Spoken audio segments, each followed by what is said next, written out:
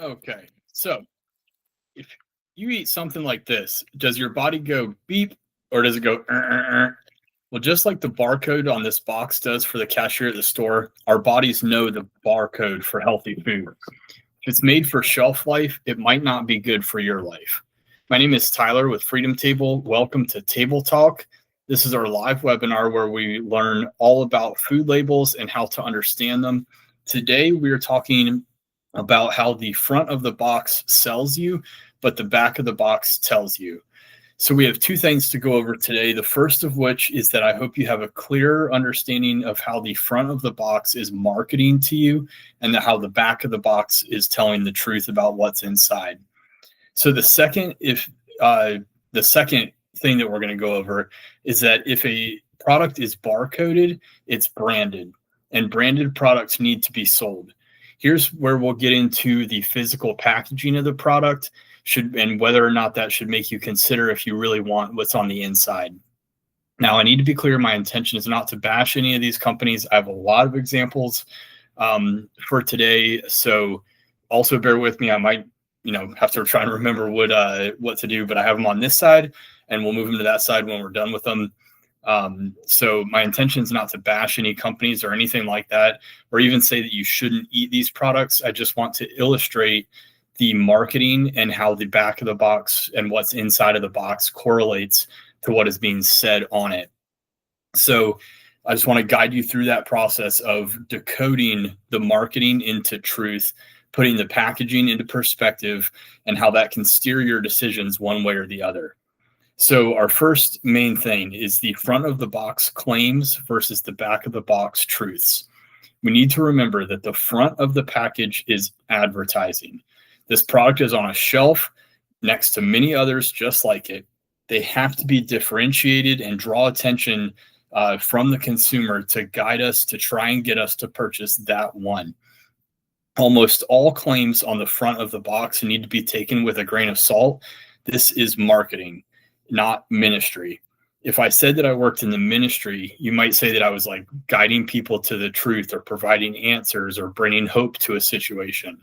But if I said I worked in marketing, you could say that my job is to convince you that my product is the one that you need through clever phrases, colors, and design. A product is marketing. It is not ministry. So the fine print never lies. That's why the truth is on the back. On our nutrition facts label that we learned about last week, and we're going to continue to get more into depth in that as the weeks go on, that is where the truth is. So the first thing we want to do is look at something like this. This is a bag of chips, and it says 60% less sodium, lightly salted. That's cool. That's great. Maybe you want to watch your sodium. Maybe you think the originals are too salty anyway. The first example here of any time that you see something that says less or less than, lighter than, less fat, anything along those lines, we need to be cautious because that is a comparison to what? Most of the time, we don't even know what they're comparing it to. Cape Cod does have a little asterisk that if you go to the bottom, luckily it's on the front. Down here at the very bottom, it says, then the leading potato chip. So then something popped up on my screen. Then the leading potato chip. That's nice of them to actually put something down here. But I can tell you from experience and from just being in this space and studying a lot, people are seeing 60% less sodium and they're running with it. They just think that they're getting a lighter, a less sodium chip in that case, or a lower fat chip. But you have to be cognizant of what they are comparing it to. I believe by law, they have to say what they compared it to. It might say something along the lines of like, less than our previous recipe or less than similar products. This one says less than the leading potato chip, which is probably a Lay's version of that. But they're not going to compare it. There's no real regulation for, do they have to compare exact apples to apples? Do they have to compare this Cape Cod light salt to another light salt version? I don't think so. I don't find that anywhere in kind of the FDA's guidelines on food labeling. I believe that they can compare it if it is a potato chip to a potato chip. So of course they're going to pick the one, and they can call it whatever they want. They could say it's the leading chip. Leading in what? Nobody really knows. So they get to compare, they get to choose what they are going to compare to.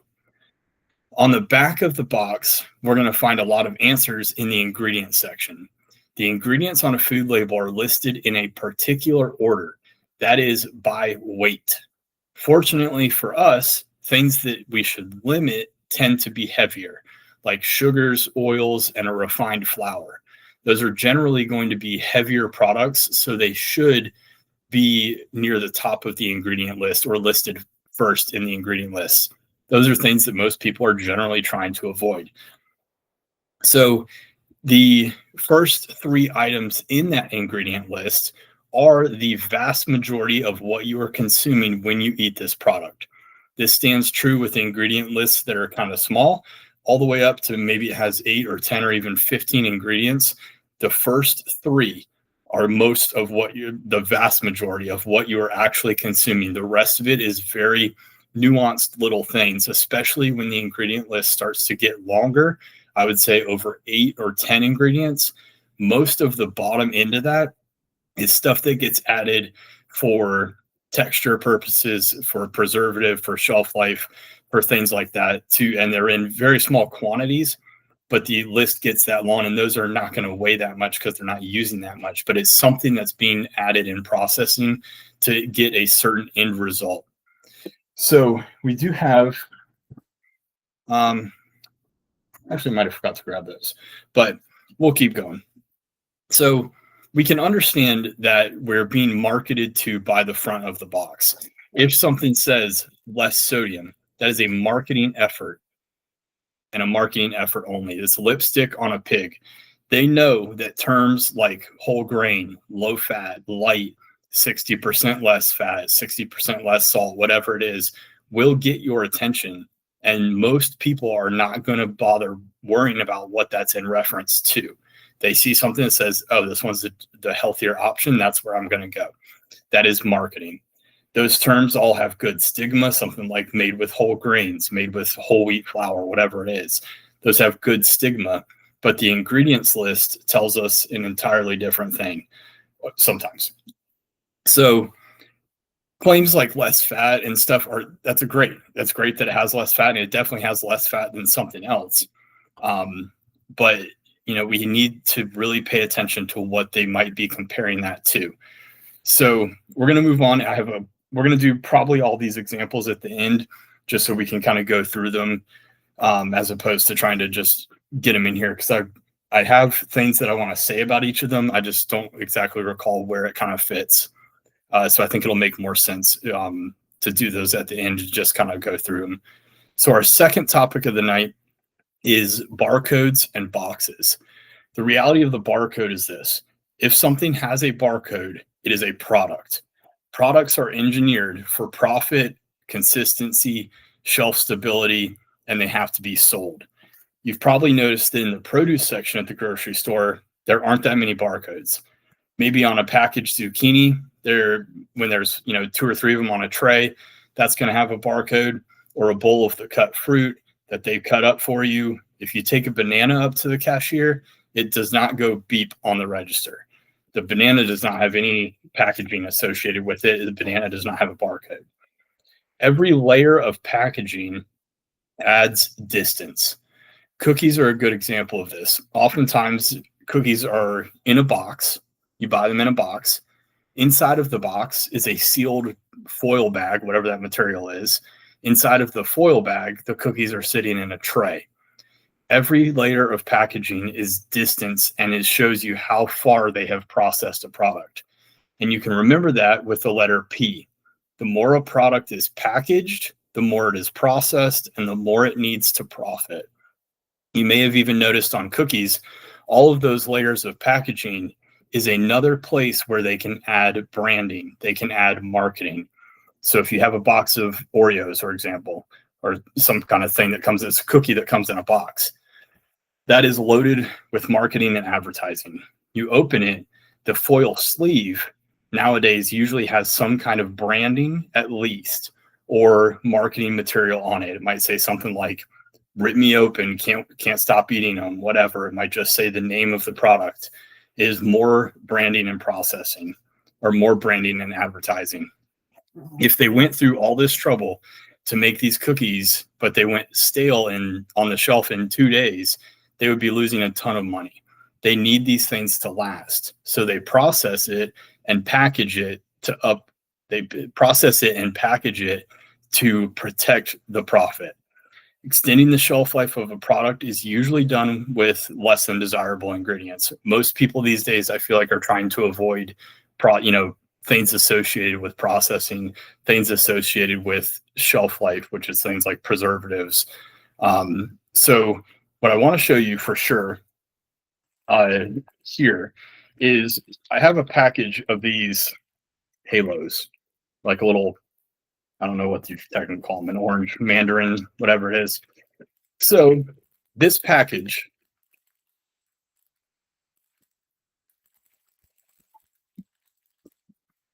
has a barcode.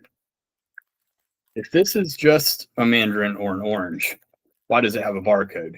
You might say, well, it's because you're buying, 15 of them or whatever it is. You might be correct. However, this is a product. It is a product because it has a barcode.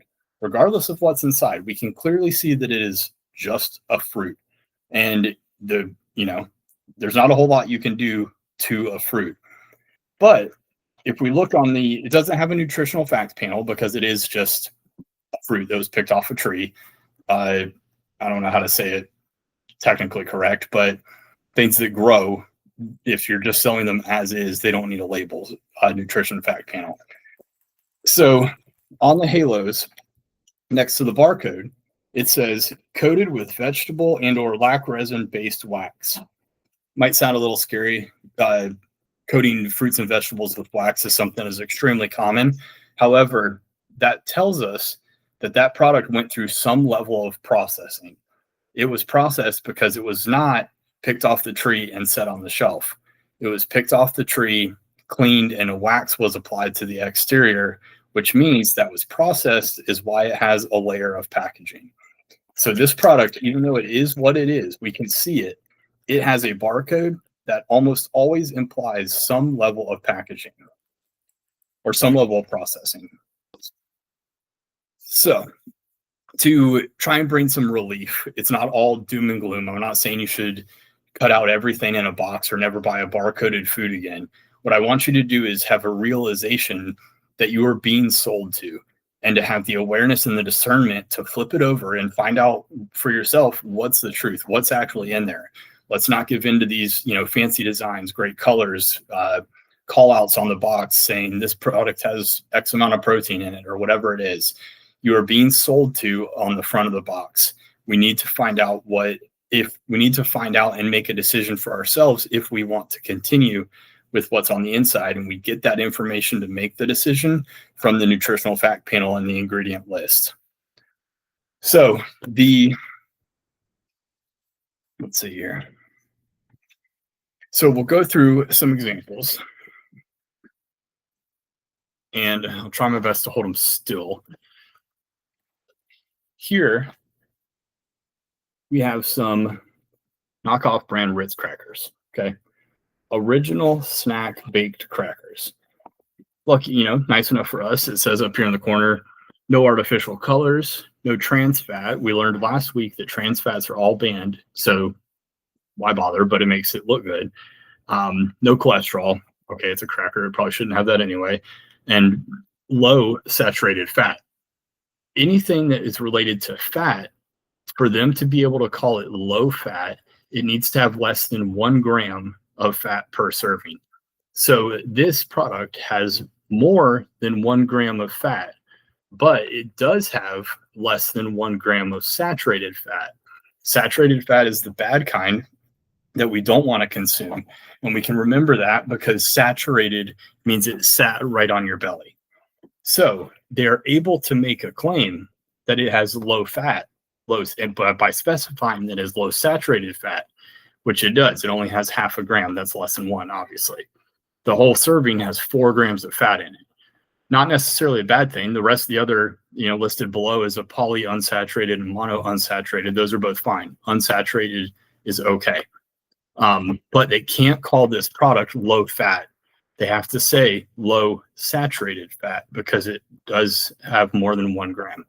So anyway, I want to compare this original snack cracker, and we're going to get into the ingredients, to the whole wheat version.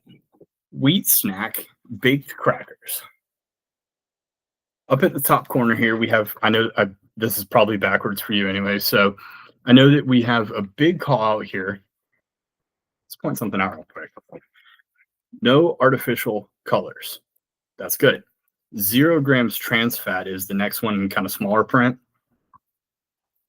The whole wheat variety, in what I can only assume is an attempt to make this seem even more healthy, the big call out says 0 gram trans fat.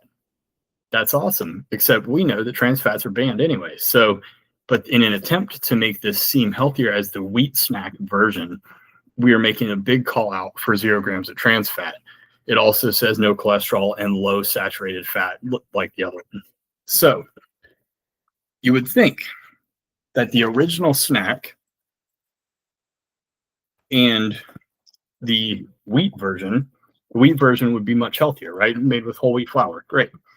However, when we compare our nutrition panels and especially our ingredient lists, we're going to notice some shocking similarities. The calories are within 10 of each. 70 calories for one of them and 80 for the other. That's mostly negligible. Serving size is the same. I did start there, even though I didn't say it. The fat, they're the same on the front and back. Fat on the whole wheats is 3 grams. Fat on the original is 4. 1 gram of fat, also probably negligible. Cholesterol, obviously none. Sodium is essentially the same.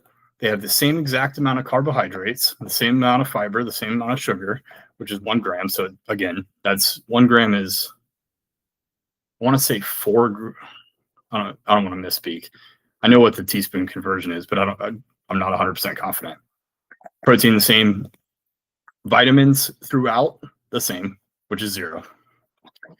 The ingredient list. Remember, top to bottom, first to last, is by weight the amount of the ingredient included. The original crackers have enriched flour, which is a topic that we're going to cover another day. High oleic, which is a type, canola and or soybean oil, blah, blah, blah, and then 2% less of everything else. So this original snack cracker is essentially flour and oil. Not a whole lot going on here, but it's a cracker. Okay, we kind of expected it wouldn't have a whole lot going on. There is a slew of other ingredients here. Pretty much all of these from like the third line down are less than 2% of whatever. We're going to get into a lot of those another day. But they are the same from that less than 2% down as the whole wheat. So we're just going to skip that. The whole wheat snack also starts with enriched flour, not whole grain flour, not whole wheat flour. Enriched flour, the exact same as the original cracker. The next ingredient is whole wheat flour. And then we have our oil and less than 2% of everything else. So these products are essentially the same exact thing. They added enough wheat flour to the wheat snack to be able to, in my opinion, change the color and the consistency slightly. It took enough whole wheat flour that this product, the whole wheat flour weighed, whole wheat flour in general, refined flour, enriched flour, all that is very heavy in comparison to other ingredients. It took enough whole wheat flour, whatever amount that is, to be able to get listed above the oil, which is decent, but it still is less than original. This is mostly regular flour with a touch of percentage, whatever that percent is. Maybe it's 30, I don't know, of whole wheat flour. These two products are essentially the same.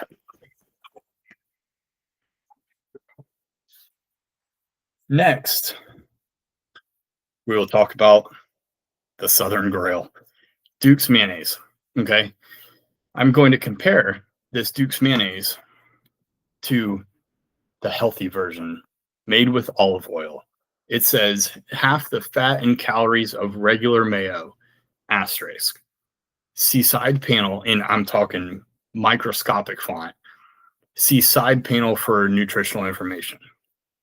And we're going to flip it over. There's no other asterisk. The asterisk saying this is half the fat and calories of regular mayo is guiding us to see the nutrition panel for ourselves. It does not say what they're comparing it to. That's kind of a problem. Secondly, we're going to get into the ingredients. Regular mayonnaise should be some sort of oil, egg yolk, water, vinegar, whatever. This one, regular. Soybean oil, egg yolks, water, distilled vinegars, apple and cider, salt and paprika, and a few other things.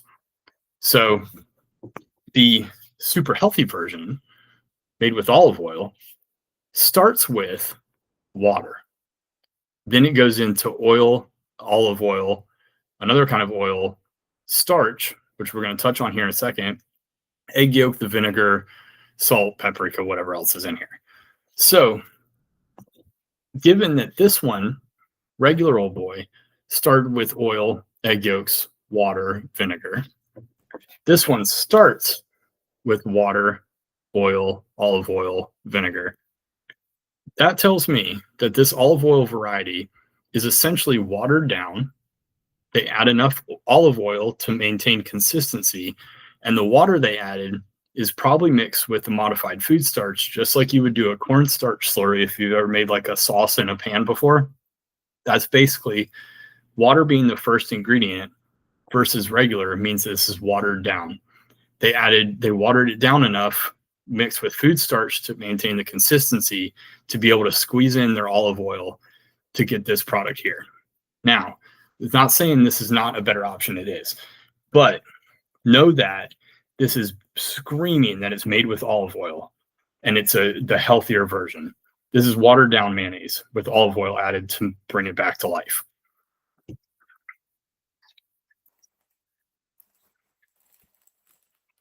Next up, we're going back to Cape Cod. Here, our other ones were less salt, right? These are one of their best sellers. They're actually second only to the original chip, which I have here also. 40% less fat, nothing added.